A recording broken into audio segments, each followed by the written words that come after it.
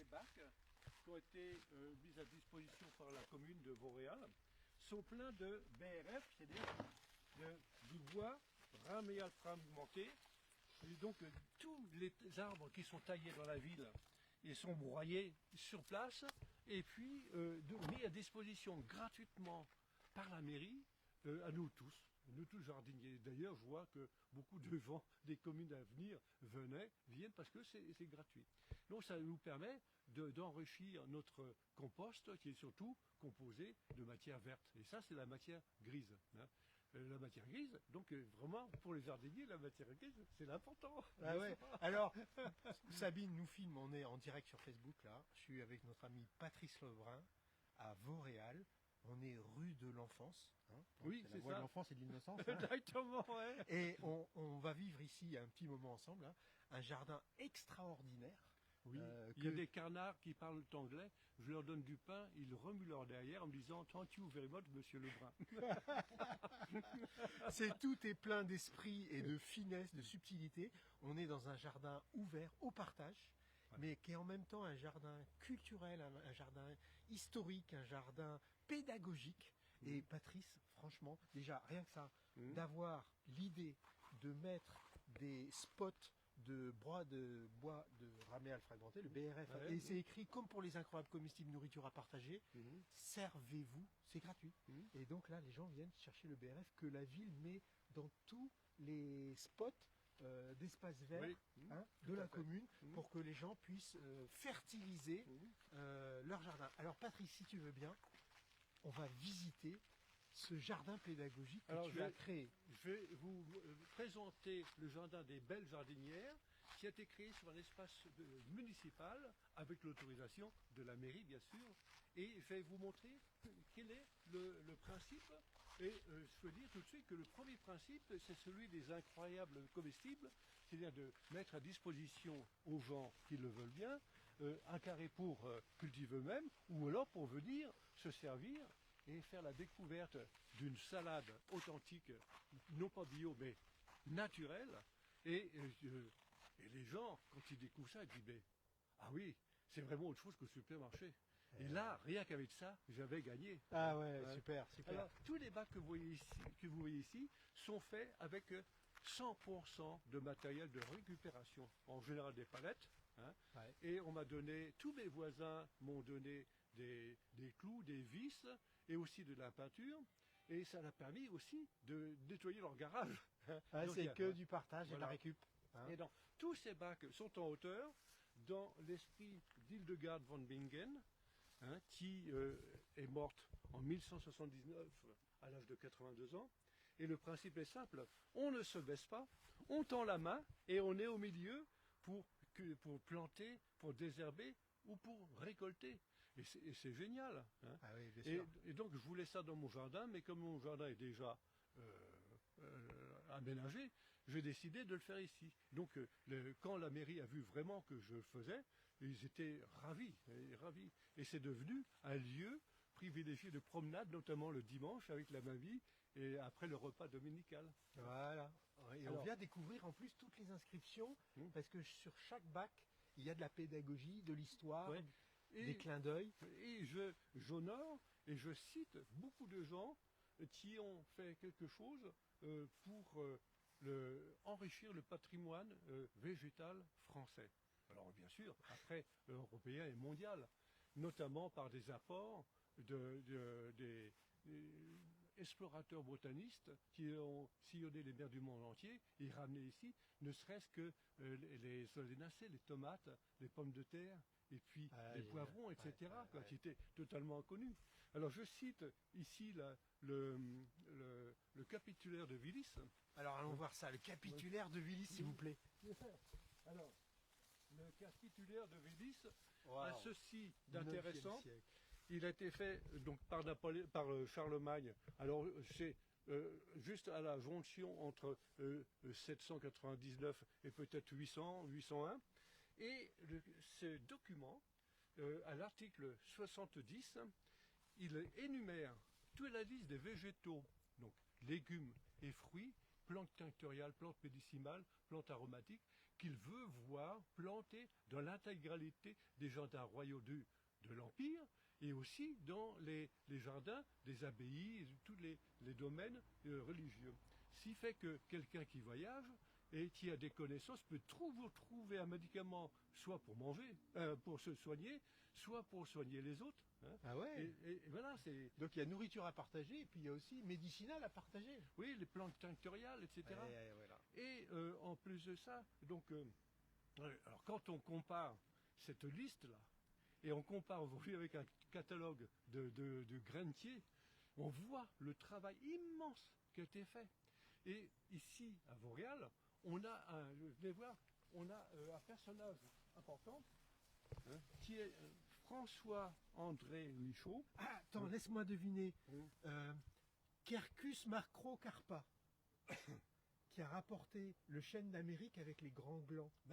Non, voilà. Ah, c'est ça, hein. Oui, Et qui se trouve rue Cuvier au Muséum d'Histoire Naturelle de Paris. Et ben tu vois, donc C'est lui. Vous voyez. Ah voilà. Alors François-André Michaud a été un explorateur botaniste qui est beaucoup plus connu aux États-Unis, notamment à Wilmington, où il a une bibliothèque qui conserve toutes ses archives. Hein.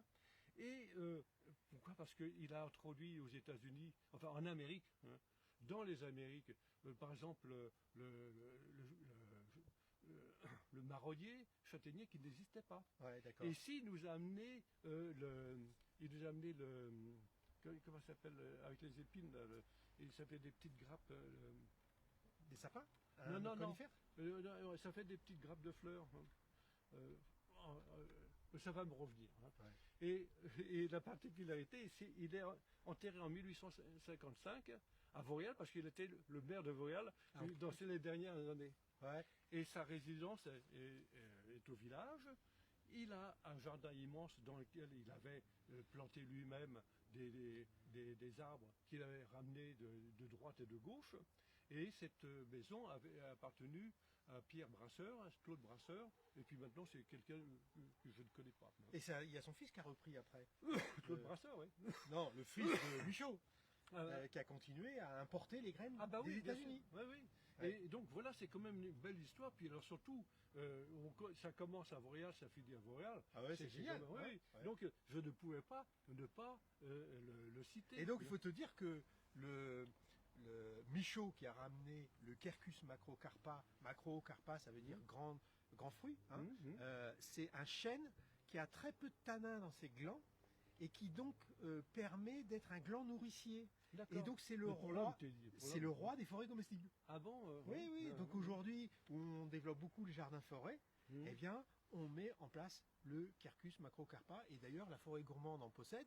Et Fabrice Desjours, qui a créé la forêt gourmande avec Claire Moquier, qui est la directrice de l'école de formation, eh bien, il est venu planter chez nous un Quercus macrocarpa Ah, qui a bah été voilà. ramené donc par Michaud. Ah, voilà. Ah, c'est pour ça que je le connais. Ah, très bien. Hein. Alors, ce bac-là est, vous voyez, est dédié aux cultures extrême orientales, japonaises, chinoises. Et pourquoi? Parce que beaucoup de produits, fleurs, plantes, arbustes, viennent de Chine. Et ne serait-ce que le riz, et ça c'est le riz écrit en cambodgien, ça c'est en vietnamien là, et puis ça c'est le rigolo. Voilà. Alors, Rigolo. Ah ouais. et puis ça c'est pour honorer tous les Indiens d'Amérique, d'où le peau rouge. Alors, ici, Il y a des esprits. Hein. encore un autre là. Je cite aussi en bas, donc ça c'est la gomme arabique. Il faut savoir qu'encore il y a très peu de temps, les timbres-poste, c'était collé avec la colle arabique qui est une colle Il fallait- alimentaire. Et avec la langue, hein, on Oui. collait. Et on humidifiait. collait les vins avec ça. Ah. Et comme ça coûtait cher, on l'a collé avec du blanc d'œuf. Ah, d'accord. Maintenant, on met avec des produits que j'ignore. Hein. Ouais. Et ça, c'est le café. Le café, quand même, Ah. qui vient d'Arabie, d'où Ouais. l'arabica. Hein. Ah, d'accord. Et puis, alors, je cite le chef Seattle parce que lui, quand même, au Parlement d'Amérique, hein, Ouais. et lui, c'est lui qui a fait le discours lorsque je vous aurai pêché le dernier saumon, coupé le dernier arbre, et puis empoisonné la dernière rivière, vous vous apercevrez que les dollars, que l'argent, ça Ne se se mange mange pas. pas. Voilà, donc c'est... 1786, 1866. Oui, tout à fait. Et aujourd'hui, la citation, elle se véhicule tous les Oui. jours. Hein. Et je l'ai mis à côté de François-André Michaud parce que lui qui est mort en 1855, et moi j'imagine qu'ils se sont connus. Parce qu'il c'est était, contemporain. il était beaucoup aux États-Unis. D'accord. Hein. Et puis alors, aller aux États-Unis en 1840 ou 1930, ça prenait quelques jours. Hein, quand même. Alors, je vais vous montrer la fabuleuse histoire de la patate. Allez, on y va. La patate épatante. La patate est faite. Ça va, tu nous souviens, Sabine? Alors, Allons-y. parmi les gens que j'admire et que je cite ici, nous avons Olivier de Serres, Ah oui. hein, qui un contemporain d'Henri IV. Hein, c'était le génie pur qui avait tout compris. Et Olivier de Serres, on lui doit plusieurs choses. Ouais. D'abord, l'introduction du maïs, c'est lui. Ah, Et puis surtout, s'il a fait la fortune de la région lyonnaise, c'est le verre à soie. ah. Il a fait planter des dizaines de milliers de mûriers dans toute la France, Oui, et en tout fait, à il s'est rendu compte que le verre à soie se complaisait en dessous de la Loire, et donc ça a permis à des tas d'usines, à des milliers d'ouvriers d'avoir du boulot, et surtout d'arrêter d'acheter de la soie qui était payable en or à l'époque. D'accord. Hein. Et d'ailleurs, on a encore au 19e siècle et début 20e siècle des industries dans les Cévennes où on cultivait le verre à soie. Ah ben non mais voilà, c'est Hein. ça. Hein. Donc ça vient d'Olivier de Serres. Ouais. Et il avait fait aussi une tentative d'introduction de la patate, donc je crois vers 1600. Mais le problème de la patate, c'est que la patate, quand elle est arrivée par les conquistadors, Oui. parce qu'ils n'ont pas ramené que de l'or, Oui. hein, ils sont partis, ils sont venus avec des scientifiques, dont des botanistes, et qui ont trouvé ça un cadeau de la nature, la tomate, la patate, etc. Et ils arrivent en Espagne et ils présentent ça au roi. Il dit, ah bon, mais c'est formidable. Ah oui, parce que tous les gens dans les Andes mangent ça depuis des millénaires, c'est la base de la nourriture. Il dit, mais comment ça s'appelle? Il dit, ça s'appelle le papas. Ah, il dit, non, ah non, le papa, il y en a un, c'est au Vatican. Alors vous trouvez un autre nom, mais pas papa. Hein, ok. Et non, donc comme ils avaient aussi ramené la patate douce, donc ce qu'on appelle la patate douce, mais à l'origine c'était la patate, on dit, bon, on va appeler ça la patate. Et la patate douce, on va l'appeler patate douce. Et, mais des religieux à l'époque, qui n'étaient pas des botanistes, ils ont aimé ça pousse sous terre, donc c'est plus près du diable que de Dieu. Donc, alors, on donnait ça aux porcs, aux esclaves et puis aux prisonniers. Hein. Et alors, ça a été comme ça. Mais les agriculteurs, j'ai dit, ben, c'est pas mauvais ça, hein, parce que... Hein, et ils l'ont planté sans tenir compte de la vie qu'il y avait. Et alors, donc c'est parti en Italie, et les Italiens, comme ça pousse sous terre, c'est invisible, ils ont appelé ça la petite truffe, le tartufolo. Ah, d'accord. Et tartufolo, est dans le patois pas piémontais, mais savoyard, ils l'ont appelé le tartifle. Tartufolo, on enlève le haut, tartifle, voilà. Et le cartoffel remontant avec les décas, c'est monté, les voyageurs, la Suisse, l'Allemagne, et tout ça. Et les Allemands ont dit, moi, ce que disent les religieux catholiques, on n'a rien à foutre, nous on est protestants, c'est bon, hein, c'est facile à cultiver, c'est facile à conserver, donc on fait ça. Et ils l'ont appelé cartoffel. Donc de tartufolo, c'est devenu cartoffel parce que les gens étaient des voyageurs, des commerçants, des cultivateurs, mais certainement pas des linguistes. Ah, oui. Et donc on est parti de papes à patate, tartufolo, tartifle, cartoffel, Cartoufle. Alors Cartoufle, lui, il avait fait une tentative, Olivier de Serres, d'introduction en France, mais comme il était protestant, Ouais. on ne l'a pas écouté. Ouais, ouais. Hein. Et alors, il a fallu attendre Parmentier qui était le pharmacien général des armées de Louis XV et ensuite de Louis XVI, et qui il a été prisonnier pendant la guerre de 7 ans, et il a été prisonnier en Prusse. Mais il avait un traitement en faveur parce qu'il était général, et puis il était connu, parce qu'il avait fait, comme pharmacien militaire, il avait fait beaucoup de publications. donc respecté, puis il a dit, mais moi, je veux goûter ça. Hein. Donc, et du mais tout ce qu'on m'a dit, c'est faux, c'est bon, c'est facile à cultiver, tout ça. Et alors très rapidement, il a été échangé, il est revenu en France, mais en passant par la Hollande. Et la Hollande, on appelle ça la hard apple, c'est-à-dire la pomme de terre. Et donc voilà, la pomme de terre, il a dit, il faut trouver un nom autre chose que Kartoffel, etc. Elle a fait du chemin. Hein. Et voilà la belle histoire tout est écrit sur ce site-là avec et je la cite plantation. Antoine Parmentier aussi, qui est mort en 1813. Donc on a l'avenue Parmentier à Paris, dans le 15e, Oui. qui est dédiée à Antoine Parmentier. C'est pas dans le 15e, c'est de l'autre côté. C'est de l'autre côté de la Seine, je crois. Je pense pas que ça soit le cas. Oh, remarque peut-être. Hein. En tout cas, voici. Donc, vous avez... attention. Alors, Sabine fait un gros plan là. Hein. oui. Il y a ton nom, Sabine. Mais alors, qu'est-ce qu'on fait là? L'origine de ce jardin et de ma progression en jardinage et de mon intérêt dans la recherche, etc., vient de la conférence que vous avez donnée fin mars 2017 à l'Agora à Montréal. Oui. Et pour moi, ça a totalement changé ma vision de ma retraite, de mon emploi du temps de ma retraite, la façon dont je voyais le jardinage, etc. Quoi, hein. Et aussi, j'ai décidé de partager.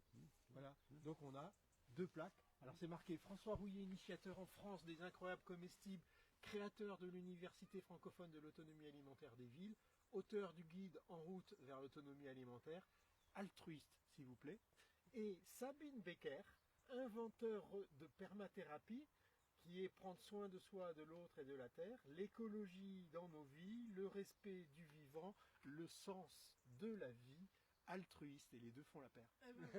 Parfait. Bah, écoute, Merci, hein. merci, Merci Patrice. Merci beaucoup Patrick. Alors, il y a plein de petits signes cet comme ça. hommage. Par exemple, ici, il n'y a pas d'éléphant ou pas de girafe. Pourquoi? Parce qu'on est dans le Val d'Oise. Hein.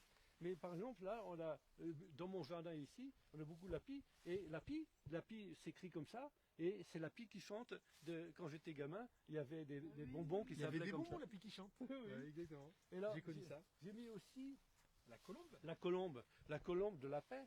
Et pourquoi, alors la paix, pourquoi parle-t-on de paix? Parce que si on parle de paix, c'est qu'il y a des guerres. Exactement. Mais pourquoi il y a des guerres depuis que l'humanité existe? Ouais. C'est parce que quand les gens n'ont pas à bouffer, Ouais. eh bien qu'est-ce qu'ils font? Ils se déplacent, ils vont dans le village d'à côté. Et ils viennent piquer les réserves des autres. Voilà, donc alors s'ils sont bien accueillis, ça se passe bien. Mais s'ils sont, en général, il fallait qu'ils se battent. Ouais. Donc, c'est-à-dire quand on a la nourriture, le ventre plein, eh bien, là on connaît la paix. Ouais. Hein. Sinon, ce n'est pas possible. Ouais. Hein. Alors on continue. Et d'où la nourriture à partager. Exactement. Alors, pourquoi je cite ici Sully. Alors, Sully. Avec des chats. Oh non, mais Non. ça, c'est de la décoration. Alors, Sully, donc, c'est le nom de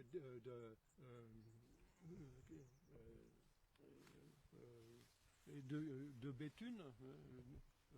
Donc, c'était un militaire, L'hôtel de Sully. compagnon d'armes de Henri IV, et c'est donc comme Henri IV protestant, Ouais. et c'est lui qui a conseillé à Henri IV de se convertir au catholicisme pour pouvoir devenir roi de France.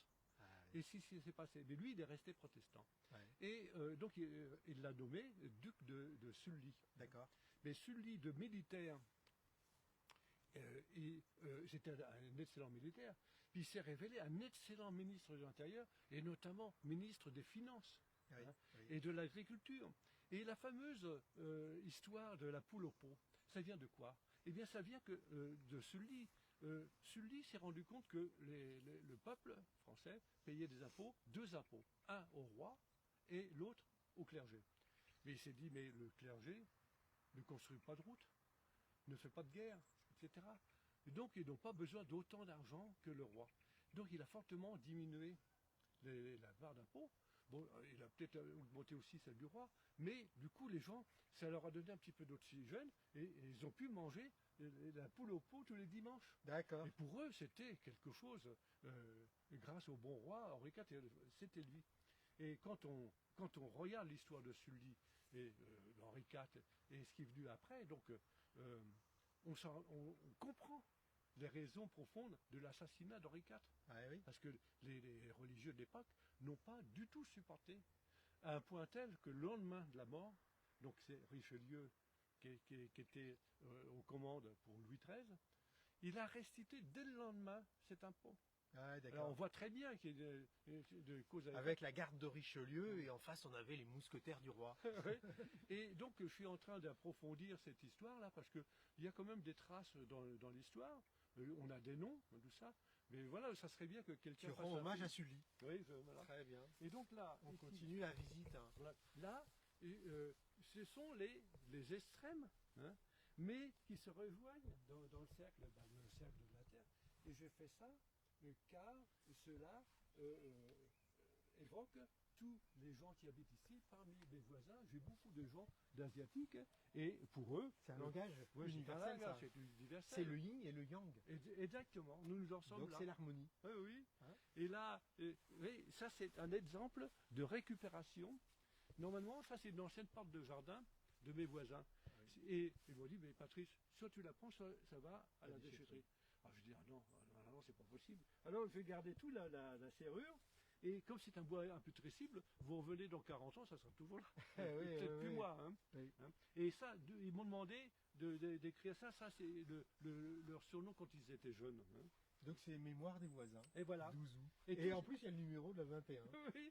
Et ça, toutes ces tomates que vous voyez là, tout ce qu'il y avait avant et tout ce qu'on a mangé, viennent spontanément des graines qui se trouvaient dans le compost. Vous savez ouais. que les graines ne pourrissent jamais. Et Hein. servez-vous, c'est gratuit. Ah non, mais et puis alors, mangez une tomate. C'est goûteux, hein. Alors, vous sortez de chez vous, vous cueillez une salade. Enfin, on ne cueille pas une salade. Moi, je prends les feuilles, 2 feuilles à chaque salade. Vous la lavez, vous la mangez. C'est extraordinaire. Ah, c'est vivant. Ah oui, et puis ça a un goût. Et Vraiment. alors il y a même le tagine qui est Ah oui, mais tout ça c'est de la récupération. Ça c'était au pied de conteneurs. Hein. Donc, alors ça c'est la tour à radis. Bon, c'est terminé. Hein. Donc là il y avait quoi là-dedans? Ça c'est uniquement Ah, des radis. Ouais, uniquement des radis. Donc là il y a un petit chantier de préparation d'automne Ah à oui, faire. oui, Hein. oui. Et là ce sont les enfants qui viennent désherber. Hein. D'accord. Les enfants de mes voisins. Hein. D'accord. Alors on continue. Ouais, on continue. Là, Donc j'espère que nos amis Facebook ils apprécient quand même la visite. Hein. Mettez vos commentaires. Et puis merci à Patrice Lebrun qui est en plus pour votre information, c'est le super modérateur, administrateur du groupe Facebook de l'action conservation des aliments exactement. et qui aussi participe à l'atelier de cuisine. Ouais, voilà. Alors ici, je cite Paul Pro, qui vit toujours au village. Paul Pro est une artiste. C'était la première femme qui a été exposée au musée d'art moderne de Paris. À la Tour Eiffel. Oui, et puis en plus de ça, elle était connue pour des gravures qui sont toujours au musée de New York. Hein. D'accord. Et cette femme-là, donc, a créé l'association l'ortie sans H, donc ORTE, la plante, c'est-à-dire que tu touches, tu te piques. Et c'est une association qui a été créée lors de la ville nouvelle. Ouais. Ici, où nous sommes, c'était des grandes cultures. Ouais. Ça a été réquisitionné, enfin exproprié à l'époque par le gouvernement pour construire la ville nouvelle, Cergy-Pontoise. Cergy-Pontoise, Et on est donc- au nord-ouest de Paris, à proximité de Cergy-Pontoise, donc à Vauréal. Et là, on a Vauréal village, Ouais. 800 habitants. Et ici, le plateau, et toutes les maisons, vous voyez, 16 000 habitants. Hein. D'accord. Et alors, elle a créé une association l'ortie parce que, donc pour éviter qu'on plante un peu trop de béton. D'accord. Et du coup, le rapport de proportion à Cergy-Pontoise et toutes les villes qui les composent, le rapport entre le planté et le bâti est très intéressant. C'est ce qui fait que c'est très attractif et il y a de plus en plus d'habitants. Et alors, et c'est elle qui a inventé aussi en 1986 les rendez-vous au jardin, dont Faire des rendez-vous au jardin. et donc l'association Lortie, je suis toujours le trésorier. Hein. Bon, c'est un peu moribond, on est un peu tous vieillissants. Hein. Et Mais quand même, je peux te dire, Patrice, que Cergy-Pontoise, les collectifs Incroyable Combustible sont très dynamiques là-bas. Oui, oui, Il y a toujours Vauréal. Il y a même Cours Dimanche, oui. qui avait des groupes avec le collège, tout ça, ça a bien fonctionné. Donc en fait, l'ouest de Paris, en termes d'agriculture urbaine et de jardins partagés, est toujours très dynamique. On est près de la Normandie et puis ça se sent. Ah voilà. Et puis alors surtout, ici, les vents dominants viennent d'ouest Exactement. et viennent de la mer, contrairement à l'est où il y a tout, le vent draine toute la pollution de la région parisienne vers l'est. Ah oui. Hein, et donc là, l'air est pur. Hein. Alors, et donc, les rendez-vous au jardin, ça a commencé en 86 ici, et ensuite ça s'est étalé la ville nouvelle, le département, et maintenant c'est national, c'est géré par le ministère de l'Agriculture, et c'est même international, notamment dans les pays francophones. D'accord. Hein. Et on peut, je vois au Québec, le rendez-vous au jardin, les gens connaissent. Hein. Ah, ça fait plaisir. Alors, Super. alors le long des murs là, il y a 66 mètres, Ouais. et tous les 50 centimes, on avait planté des patates. Donc mes voisins venaient avec des patates germées et ils les plantaient. Ouais. Et puis voilà, et comme la patate, c'est un légume il est perpétuel. Il se replante chaque C'est- année, c'est oui. un légume de garde. Oui, la partie aérienne disparaît, mais il y a toujours une patate qu'on a oubliée qui régerme à partir Exactement. de... Moi j'ai fait l'expérience que on avait des patates qu'on a oubliées et sous la neige Oui, et ça repousse après et on vient les récolter, ça mais continue. en fait, dans le temps, tu parles sous la neige, c'est une protection, c'est une couverture, parce que les gens, le paysan, il se sortait pas de ses patates. Oui. Il savait qu'il y avait des patates là. Quand il a besoin de patates, il écartait la neige, il savait qu'il y avait des patates Exactement. là. On a fait l'expérience. Hein, et c'est le meilleur des conservateurs. Exactement. Hein, voilà. Ouais. Et donc, alors, le principe aussi, donc au pied des arbres, il y a des fleurs. Ouais. Hein. Et je vais vous montrer maintenant la jardinière autonome en eau.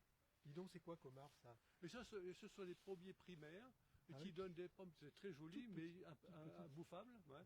Mais ça sert de nourriture l'hiver pour les oiseaux.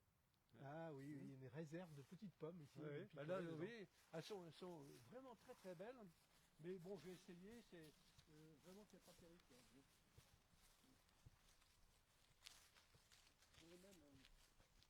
Là, on en voit là. Ouais.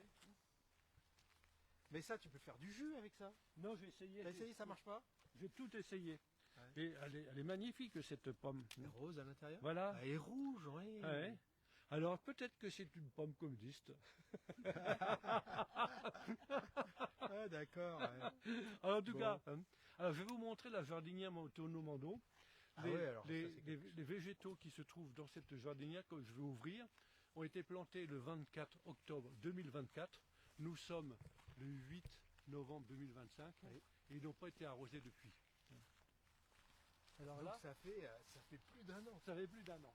Plus d'un an Ouais. sans arrosage. Ouais. C'est le principe du weekend bed. Hein, Alors, voilà. Le jardinière weekend autonome bed, en eau. alors, weekend bed, le weekend bed, c'est Austin Collins, un ingénieur, d'Australie, mais qui a lu le brevet du docteur, vous voyez, du docteur Ferrand de Toulon. Oui. Hein. C'était un dentiste en retraite et il avait beaucoup de fleurs dans des bacs et Ouais. tous les jours il devait l'arroser à Toulon. D'accord. Hein. Et comme il était vieillissant, il avait du mal, eh bien il a inventé le pot Riviera, D'accord. le pot et le bac. Et Ça a eu Austin du succès. Collins, Ça a eu beaucoup de succès. en 1955, Austin Collins avait 15 ans. Hein. Et donc lui, il a traduit ça en anglais, hein, Weekend Bed.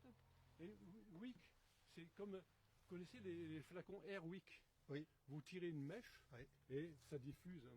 Hein. Tout ça, vous voyez, ça a été planté en 2024. Et ça repousse, ça repousse, ça repousse, ça repousse. Alors le principe est simple. Vous avez le toit Ouais. qui est plat. Ouais. Enfin, je pourrais avoir un toit en pente et avec deux gouttières. Mais là, le toit, on ne voit pas tout ça. Et l'eau de pluie va directement dans la réserve. Il y a à peu près 210 litres d'eau de pluie pour 1 mètre carré. 210 litres. Ouais. Alors, même si en été, il ne pleut pas pendant 3 mois, 210 litres pour 1 mètre carré. Oui. Ça suffit largement. Oui. Donc là, j'ai 40 cm de terre, donc les racines, que ce soit des radis, de la salade ou de la mâche, faire 40 cm de racines, c'est aucun problème. Hein. Ouais, les racines. Et en plus de ça, les graines tombent. Les graines se rappellent que les mamans a fait des racines de 40 cm, ben la graine elle va chercher l'eau. Et voilà. Et ça, c'est des fleurs de salade, ça. Ben oui, c'est ça. Hein. Hein. Ah Donc, ouais. c'est les graines de salade qui se reproduisent. Voilà. Et, donc, Et ça au printemps, pousse. ça repart. Ouais. Et toi, là, c'est là où on pourrait les manger, là, toi. Eh oui, Hein. oui, tout à fait. Mm. Regarde, Sabine, les fleurs de salade comme c'est joli. Donc, alors, je dis que en cette colline, le Wicking Beach, c'est la traduction en anglais du bac Riviera. D'accord. Le bac Riviera, c'est une marque déposée, donc on ne peut pas copier. Alors, donc, moi, le seul système que je fais, c'est un bac Riviera de grande dimension, donc 1 mètre sur 1 mètre et sur 80 cm de hauteur. Et puis, avec récupération d'eau de pluie, savoir là où nous sommes à Vauréal, tous les ans, il tombe 695 litres d'eau au mètre carré. Oui, plus bien. Donc, on récupère ça, c'est largement suffisant. Ouais. Donc, la grosse différence, c'est que là, déjà, les plantes se trouvent dans une mini-serre, donc pas de vent, Ouais. hein, voilà, protégées du froid, hein, et les plantes n'ont pas de stress hydrique. Oui, bien sûr. Et ça, le stress hydrique, c'est à part les parasites. Hein. Ouais, ouais. Mais là, on n'a pas de parasites parce que les insectes ne rentrent pas. On n'a pas de maladie.